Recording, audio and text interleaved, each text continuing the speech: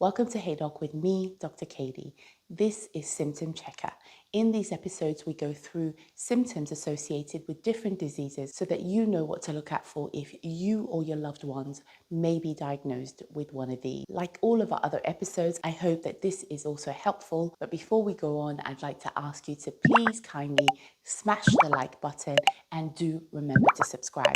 It helps us to grow and so that more people can come across what we do here on Hey Doc. Today, we'll be addressing the symptoms of a brain tumor. In general, tumors are clusters of rapidly growing abnormal cells.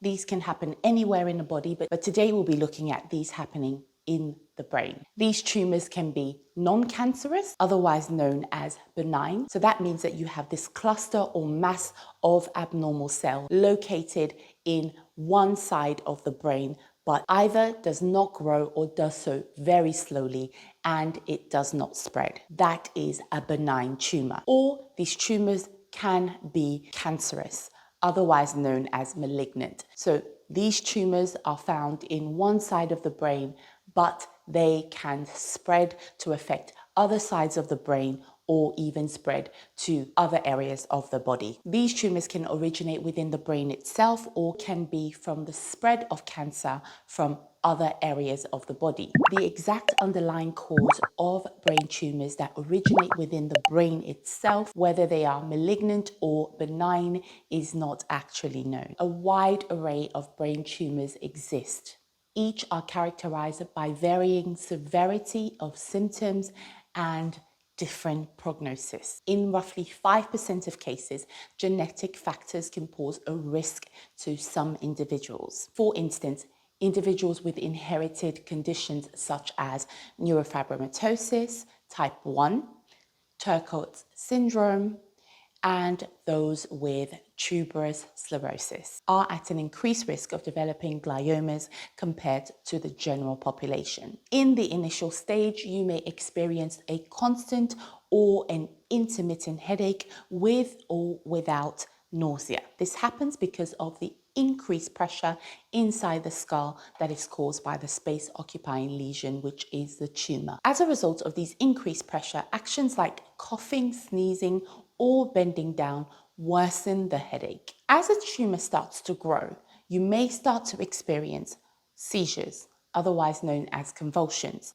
This is a very important sign, particularly in patients who have never suffered from seizures before or have never had the diagnosis of epilepsy. Also, as a tumor grows, there may be increased drowsiness. Again, as a tumor grows, it has the potential to affect adjacent brain tissue, since distinct parts of the brain govern various functions of the body. The symptoms can vary from one person to another. This variation hinges on the specific part of the brain that is impacted and the extent to which that region of the brain is affected. Then we also have cognitive problems. And these cognitive problems also include memory problems, difficulty concentrating, confusion, and changes in thinking and reasoning.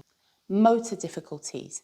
This is weakness or numbness in the arms or the legs and problems coordinating. Motor issues also include difficulties with balance and walking. There are visual changes, and this includes blurred or double vision, the loss of peripheral vision, and other visual disturbances. Problems with speech. And these specific speech problems include slurred speech, difficulty finding words, or other language-related issues. You may notice a change in the personality and the character of the individual, or even changes in their behavior that is really out of character for that person. And the changes in personality or behavior can range anywhere from mood swings right through to them being hypoactive.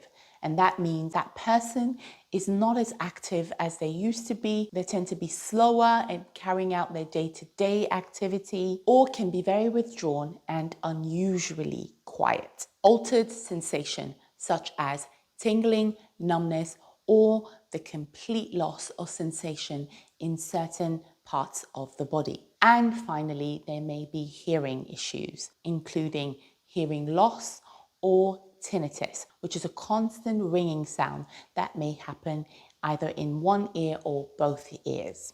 Now, remember, these symptoms do not have to happen in isolation. In fact, very often, depending on the type of tumor or how quickly the tumor grows, one may experience several of the symptoms at a time. Also, do bear in mind that a lot of these symptoms can be related to a cerebral vascular accident, which is a stroke. So the best thing to do if you have noticed any of these symptoms is to present to your doctor immediately. That's it for this episode of Symptom Checker. I truly hope it's been helpful. And if it has been, do remember to smash the like button. And as always, we do appreciate you and encourage you to subscribe. I look forward to seeing you in our next video. But until then, do remember that we have plenty of videos on this channel that may be helpful in your healthy living journey. Take care and we'll see you later.